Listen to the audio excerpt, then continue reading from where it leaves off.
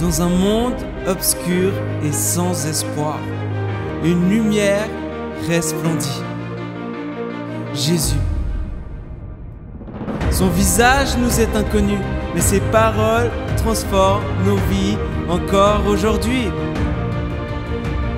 Jésus, pain de vie, source d'eau vive, lumière du monde, aimant, roi des rois, rédempteur, bon berger, parole de Dieu, visage de Dieu, voix de Dieu, Dieu.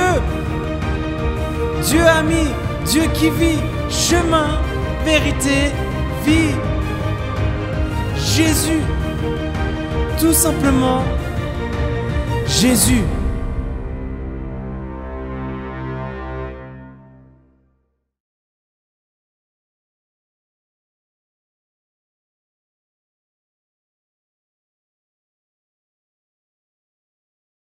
J'ai une question pour vous ce matin. Jusqu'où es-tu prêt à aller pour Dieu? Jusqu'où es-tu prêt à aller pour Dieu? Dans toute l'histoire de l'Église, des hommes et des femmes se sont levés pour la gloire de Dieu. Nous pouvons penser à l'apôtre Paul, qui est passé de persécuteur à persécuté. Il a écrit la moitié du Nouveau Testament. Nous pouvons penser encore à Martin Luther, qui a combattu les déviances de l'Église de l'époque. Ou encore, nous pouvons penser à Martin Luther King Jr., qui a fait que les hommes et les femmes, quelle que soit leur couleur, aient les mêmes droits aux États-Unis.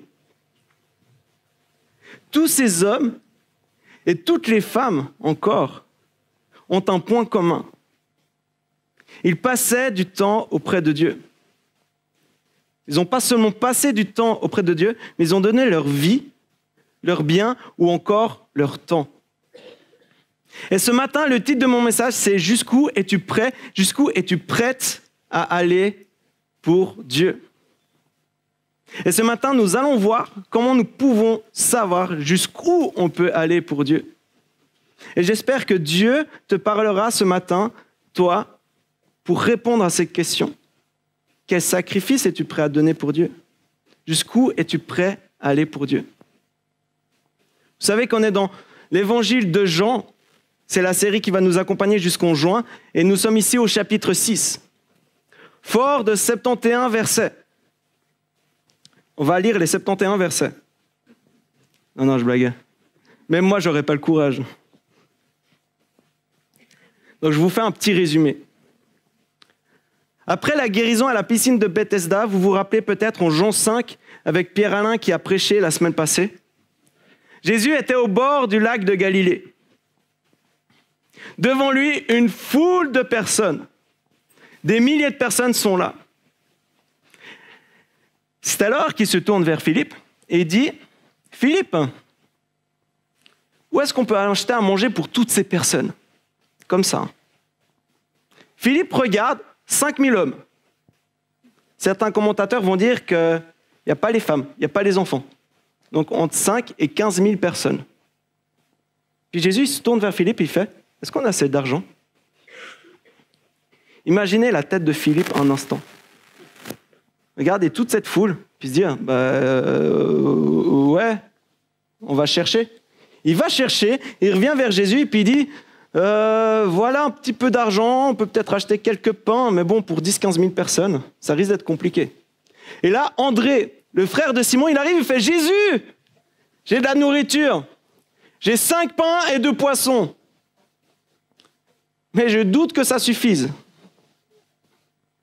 Jésus, qu'est-ce qu'il fait? Il fait asseoir tout le monde. Il y a 10-15 000 personnes devant lui.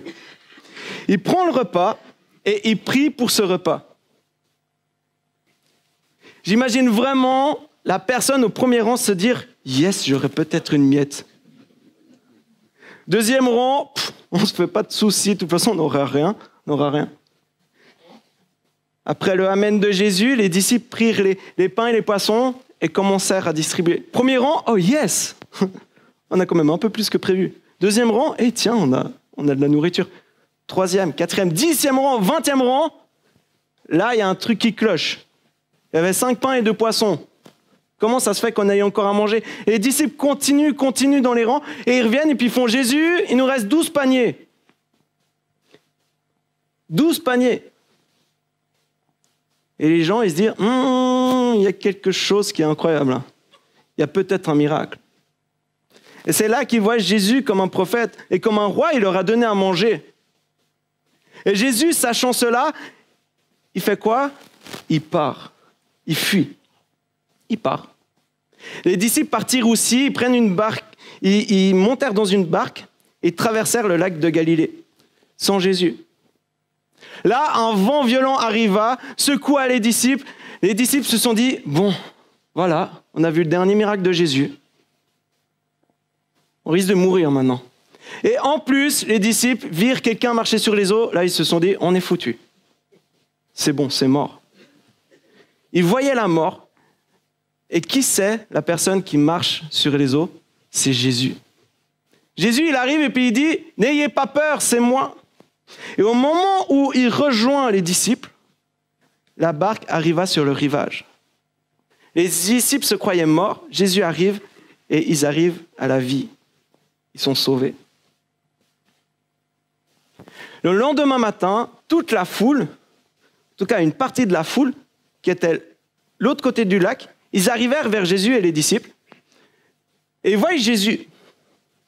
Ils ont bien vu que Jésus n'est pas monté sur la barque avec les disciples. Du coup, ils dirent, Jésus, comment tu as fait? Et Jésus, qu'est-ce qu'il leur répondit? Il leur répondit ceci. En vérité, je vous le dis. Vous me recherchez non parce que vous avez vu des signes, mais parce que vous avez mangé du pain et que vous avez été rassasiés. Travaillez non pour la nourriture périssable, mais pour celle qui subsiste, pour la vie éternelle. Celle que le Fils de l'homme vous donnera, car c'est lui que le Père lui-même, Dieu lui-même, a marqué de son empreinte. Et la foule lui dire, que devons-nous faire pour accomplir les œuvres de Dieu? Jésus leur répondit, l'œuvre de Dieu, c'est que vous croyez en celui qui l'a envoyé. Pose sur image. Jésus parle de pain. Mais que signifie le pain?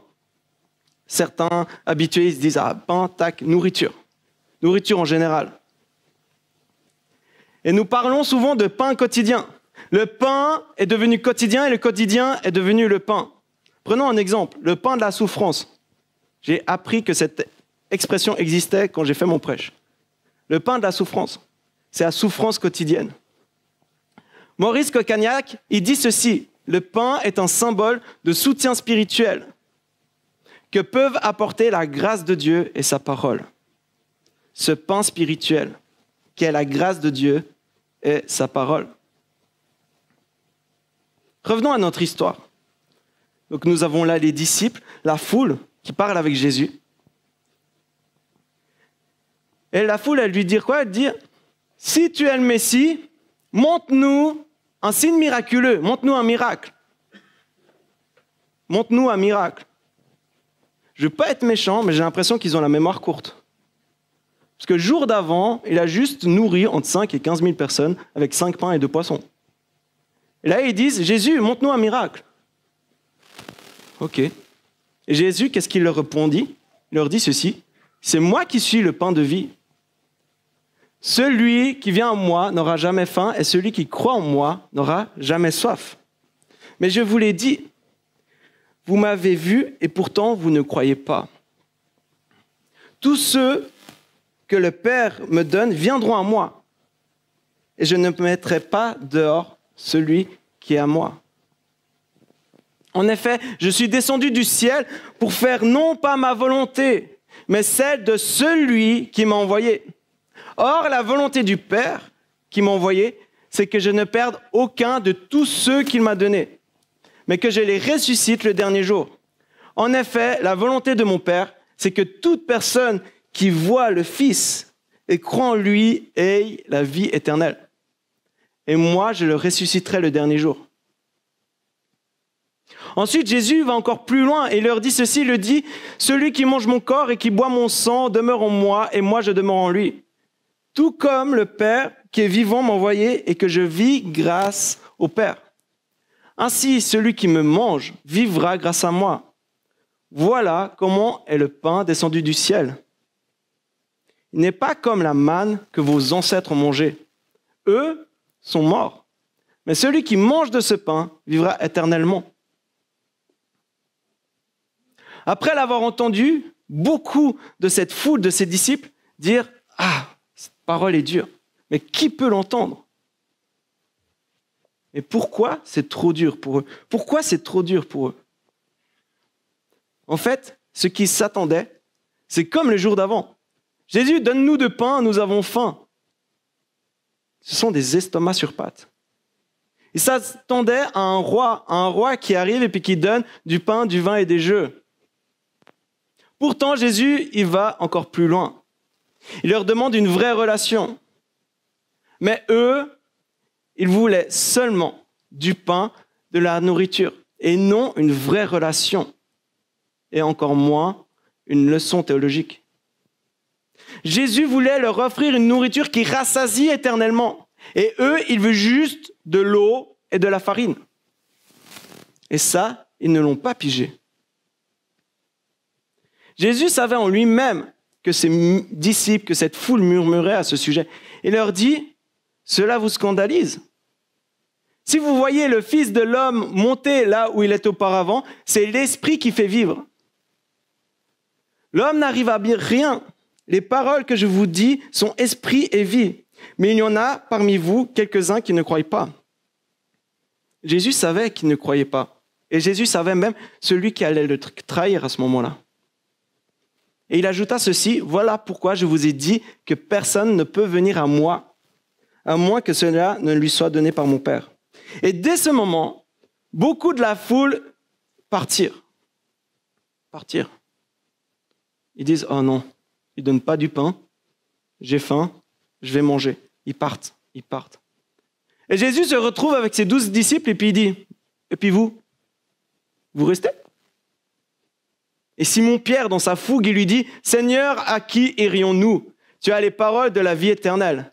Et nous croyons et nous savons que tu es le Messie, le Fils du Dieu vivant. » Et nous croyons et nous savons que tu es le Messie, le Fils du Dieu vivant. Voilà, nous avons fait les 71 versets. Merci de votre patience. Je vous invite à lire, à relire ce passage pendant votre journée, pendant votre semaine, même en famille. Ce passage est tellement profond. J'aurais pu dire beaucoup de choses. On aurait pu dire beaucoup de choses. Les commentateurs ont dit beaucoup de choses. Mais bon, à midi, nous devons aller manger. Du coup, j'ai dû faire du tri. Revenons à cette question du début. Jusqu'où es-tu prêt à aller pour Dieu? Jusqu'où es-tu prêt à aller pour Dieu? Jusqu'où la foule avait été prête à aller pour Dieu? Jusqu'au moment où Jésus leur demande quelque chose. Jusqu'où la foule avait été prête à aller pour Dieu, pour Jésus, jusqu'au moment où Jésus leur demande quelque chose. Nous, sommes-nous les disciples qui partent lorsque c'est trop difficile? Ou sinon, à la limite, Jésus, il est là-bas, moi je suis là, je suis bien dans mes baskets ici, peinard, je laisse un peu Jésus de côté, mais je pars pas non plus, je suis un peu tiraillé. Ou sinon, est-ce que nous sommes comme ces disciples qui restons vers Jésus et puis on dit, mais à qui irions-nous?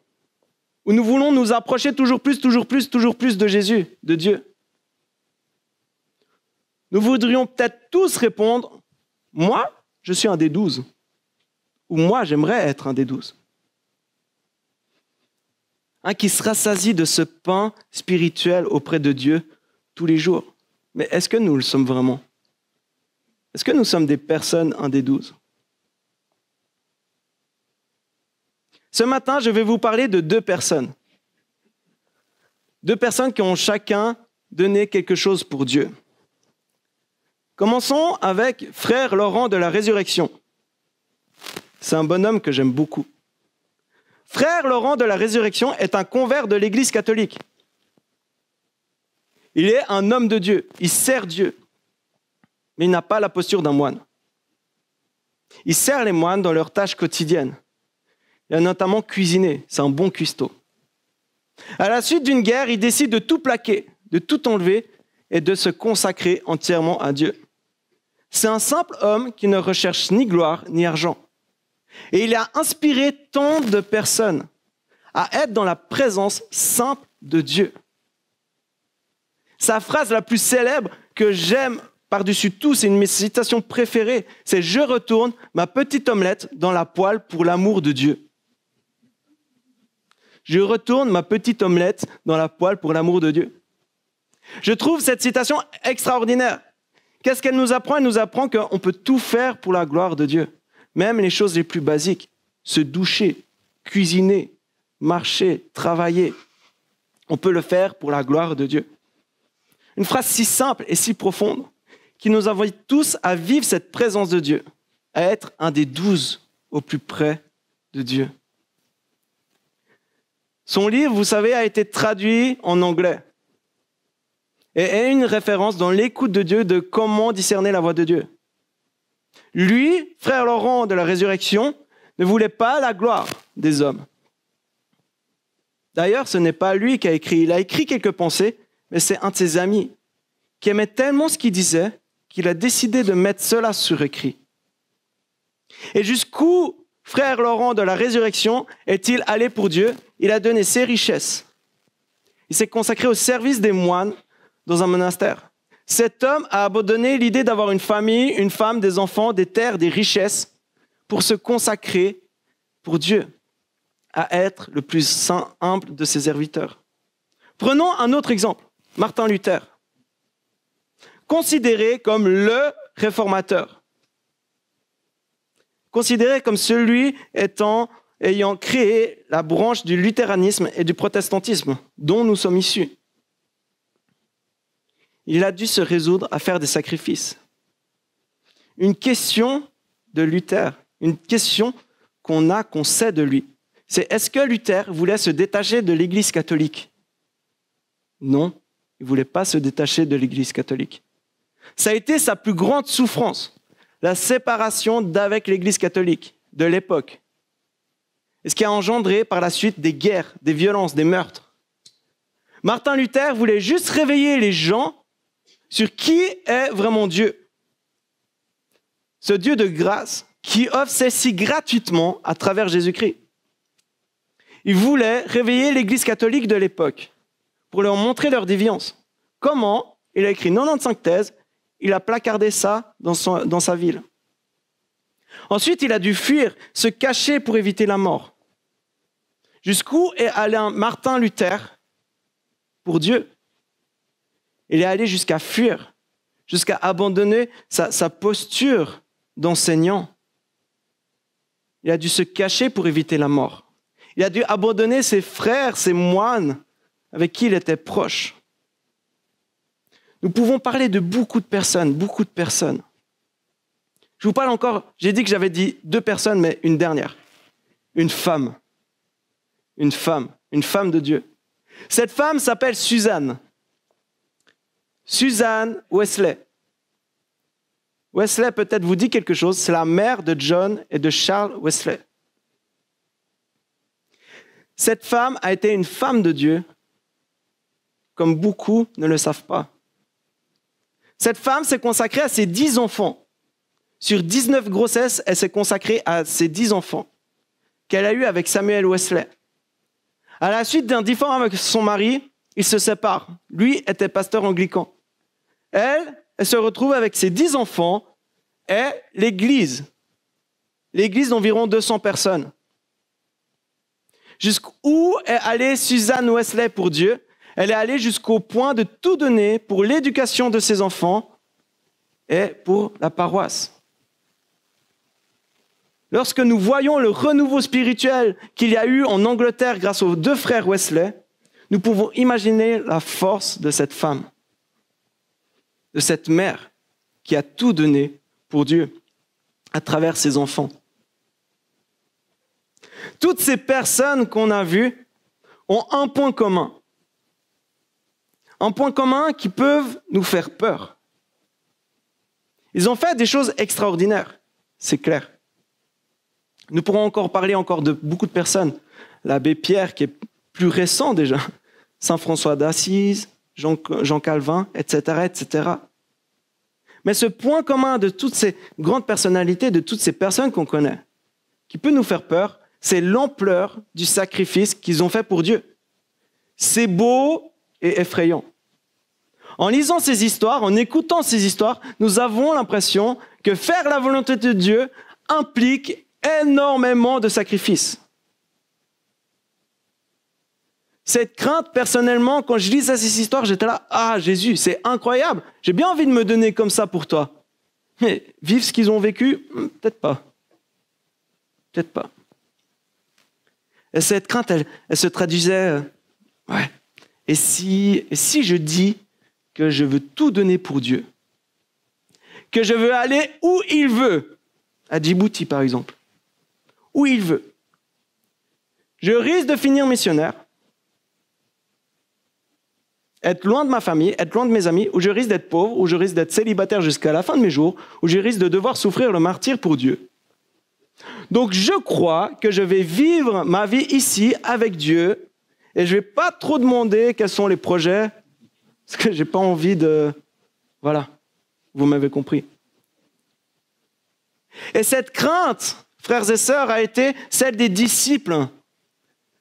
Celle des disciples, celle de cette foule de disciples qui sont partis. Ils n'ont même pas voulu essayer. Cela leur coûtait trop cher personnellement. Et tu as peut-être cette crainte. J'ai aussi cette crainte. Des fois,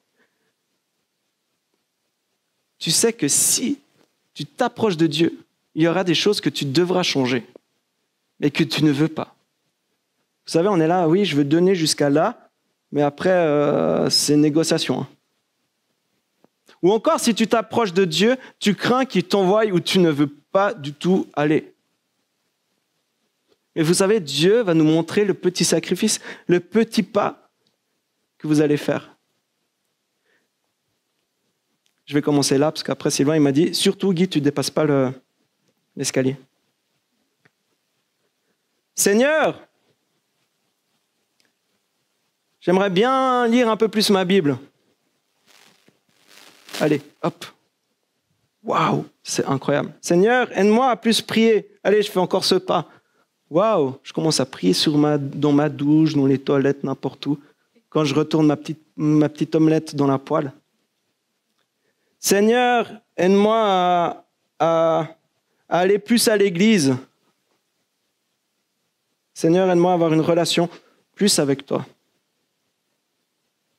Et des fois, une fois qu'on a fait un petit chemin, on est là genre, Seigneur, je veux faire des grandes choses pour toi. Aide-moi à aller aider les réfugiés ukrainiens. Amen. Incroyable. Et si le Seigneur, il te disait, mais occupe-toi déjà de tes enfants. Seigneur, aide-moi à aimer cette personne à l'église que j'en peux plus. Et le Seigneur te dit, et ta femme, et ton mari, et ton frère et ta sœur dans ta propre famille, est-ce que tu l'aimes? Fais d'abord ce petit pas. Et après, oui, tu pourras aller là-bas. Es-tu prêt à entendre les choses de Dieu, que tu ne veux pas entendre? Es-tu prêt à faire ces petits sacrifices et puis dire, Seigneur, ouvre-moi, montre-moi, mets les choses en lumière, qu'est-ce que je dois changer, du petit pas que je dois faire. Des fois, nous voulons faire un saut. Ou des fois, nous ne voulons même pas faire de petits pas, on est bien où on est. Mais à chaque fois qu'on fait un petit pas, c'est waouh. Waouh. Lire la Bible chaque jour, mais waouh. Même Lévitique devient intéressant. Même Deutéronome, ça devient incroyable. Je vois la grâce de Dieu à travers Lévitique. Je vois la grâce de Dieu à travers Nombre. Amen.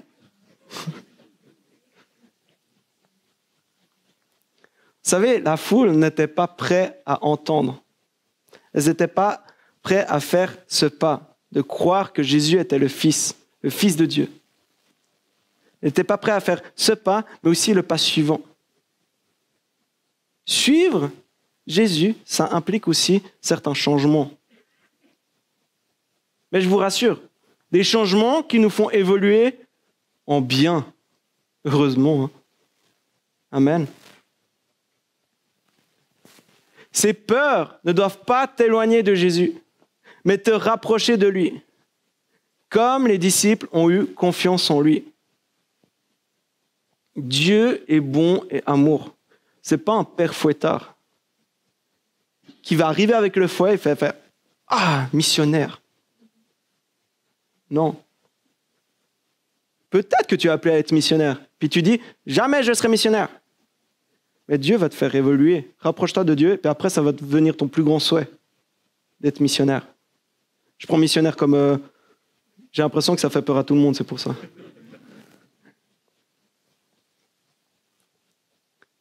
Jusqu'où es-tu prêt à aller pour Dieu, pour vivre ce pain spirituel quotidiennement? Il y a un petit détail que je ne vous ai pas dit. Un petit détail qui peut nous excuser. On peut dire, oui, mais bon, les disciples, les 12, ils avaient Jésus en chair et en os à côté d'eux. Easy. Nous, il n'est pas là en chair et en os. Ah, mais eux, ils n'avaient pas le Saint-Esprit encore. Et nous, on l'a. On l'a. Et vous savez, tous ces petits pas, des fois, ils sont durs. Mais quand tu choisis d'y aller, tu as une aide. Et cette aide est le Saint-Esprit.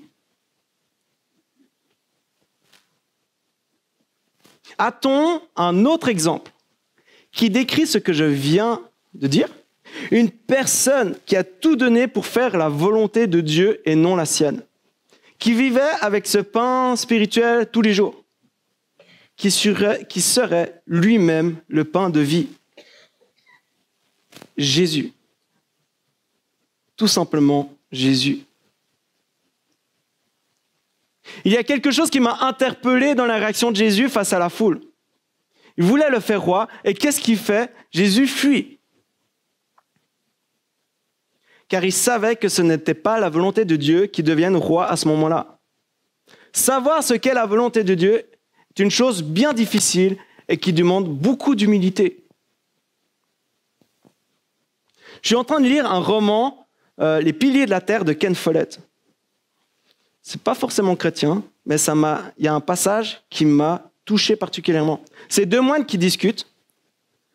Un moine, je ne me rappelle plus de son prénom, et l'autre, c'est Philippe. Nous allons nous concentrer sur Philippe. Donc, ils discutent, les deux. Nous sommes environ dans les années 1600, donc Moyen-Âge. Et ce Philippe est déjà prieur d'une petite communauté de moines. Et cette communauté de moines, avant, elle était complètement dépravée, c'était du grand n'importe quoi. Il arrive là-bas, il remet de l'ordre, cette communauté commence à fleurir, commence à avoir des fruits de la grâce de Dieu sur cette communauté. Et il y a une cathédrale pas loin, et il a la possibilité de devenir responsable, donc de devenir le prieur de cette communauté, de cette cathédrale. Communauté d'environ 40 moines, sans compter les convers, comme vous vous rappelez, frère Laurent. Donc, énorme, énorme. Complètement dépravé aussi.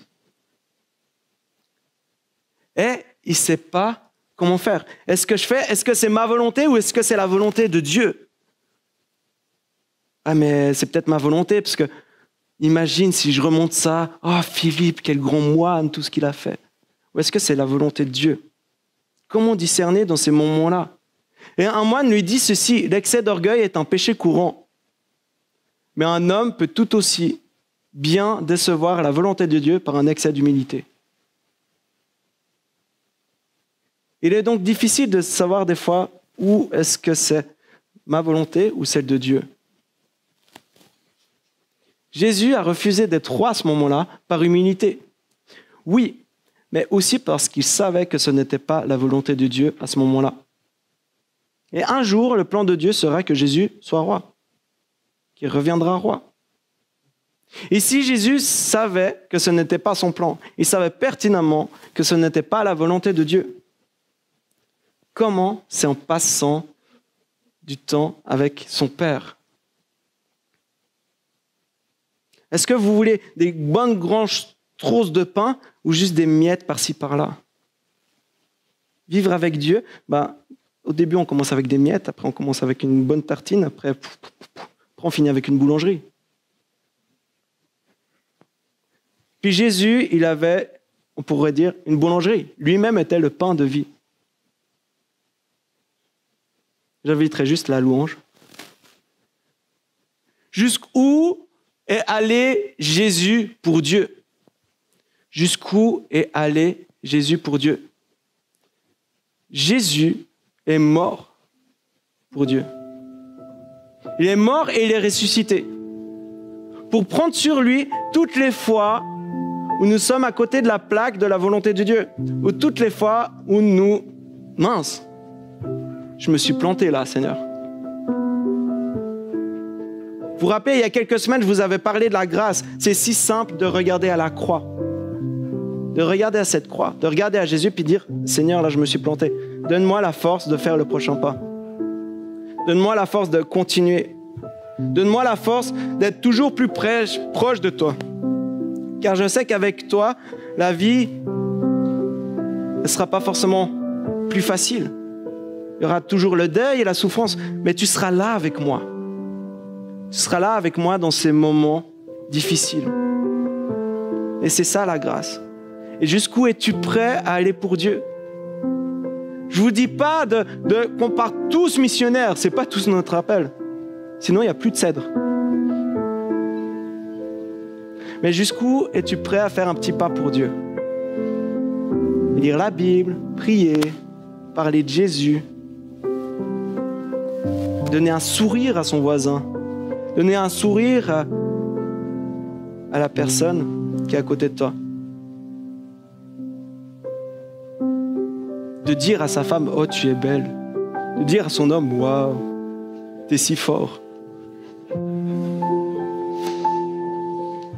D'avoir ces petites marques d'amour. De dire, Jésus, aide-moi à avoir toujours des petites marques d'amour. Aide-moi à être des lumières, à être une lumière. Je vous invite à prendre vos petits kits Sainte Seine.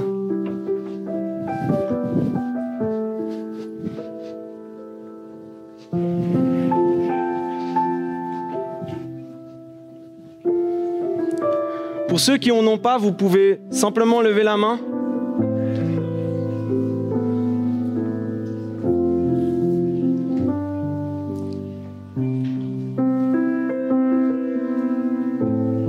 Jusqu'où sommes-nous? Jusqu'où es-tu prêt? Es-tu prête à aller pour Dieu, pour Jésus? Jusqu'où es-tu prêt? Es-tu prête à aller avec Jésus? Avec Dieu, avec le Saint-Esprit. Nous ne sommes pas seuls. En Jean 6, versets 56-57, Jésus dit cela. « Celui qui mange mon corps et qui boit mon sang demeure en moi et moi je demeure en lui. Tout comme le Père qui est vivant m'a envoyé et que je vis grâce au Père, ainsi celui qui me mange, vivra grâce à moi. » Ce pain de vie, Jésus est le pain de vie. Il nous offre cette grâce et il nous pousse à aller plus loin pour lui. Et oui, des fois ça paraît difficile, mais le prochain pas, une fois qu'on l'a fait, on se dit waouh, c'est magnifique. Waouh. Prenons tous le pain, prenons le pain tous ensemble. Seigneur, merci pour ce pain. Merci parce que tu es mort, tu as donné ton corps pour nous. Merci parce que tu nous aides à faire ces petits pas. Tu nous aides aussi à répondre à cette question. Jusqu'où suis-je prêt à aller pour Dieu? Suis-je prêt à aller pour toi, Jésus? Et Seigneur, merci parce que tu es avec moi. Tu es avec nous dans ces moments. Et Seigneur, merci aussi pour ce sang versé qui nous purifie de tout péché, Seigneur. Merci parce que tu nous donnes la vie éternelle avec toi. Amen. Prenons ce vin tous ensemble, ce jus de raisin.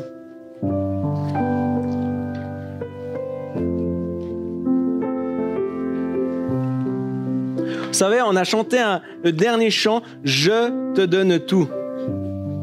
Je te donne tout. Facile à chanter. Je te donne tout. Mais jusqu'où es-tu prêt à tout donner pour Jésus? Et avec Jésus? Sacrée question. Hein?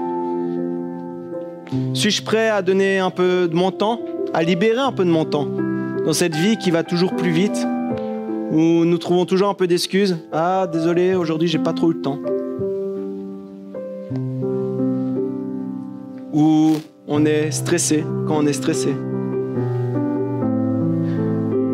Je vous invite à fermer les yeux. Fermons tous les yeux. Jusqu'où es-tu prêt, jusqu'où es-tu prête à aller pour Jésus, avec Jésus? Et je t'invite à faire ce petit pas. Dire, Jésus, cette semaine, par exemple, j'ai envie de donner plus de temps pour toi. Ou j'ai envie de sourire à mon voisin, ou j'ai envie d'écouter mes enfants, d'aimer mes enfants, d'écouter ma femme, d'écouter mon mari, d'aimer cela. J'ai envie de pardonner à mon frère, à ma sœur, à cette personne dans l'église, à cette personne dans la famille. Qu'on puisse prendre, qu'on puisse voir ce pas. Et que cette semaine, on puisse se dire, bah oui, petit pas par petit pas. Tous les jours, j'ai envie que ce petit pas devienne une habitude. Que cela devienne une habitude pour la fin de ma vie, pour les prochaines semaines, pour les prochains mois, pour les prochains jours.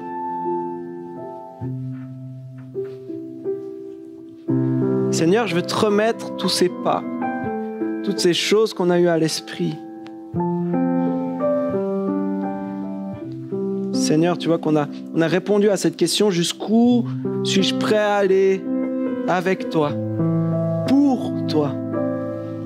Et Seigneur, que tu puisses m'accompagner cette semaine, que tu puisses nous accompagner cette semaine dans notre décision qu'on a prise aujourd'hui. Que tu puisses nous accompagner dans la décision qu'on a prise aujourd'hui pour cet après-midi, pour ce soir, pour cette semaine, pour ces prochains mois, Seigneur. Qu'on puisse toujours voir ta gloire. Que tout ce qu'on fait, on puisse le faire pour l'amour de Dieu, pour ton amour. Amen.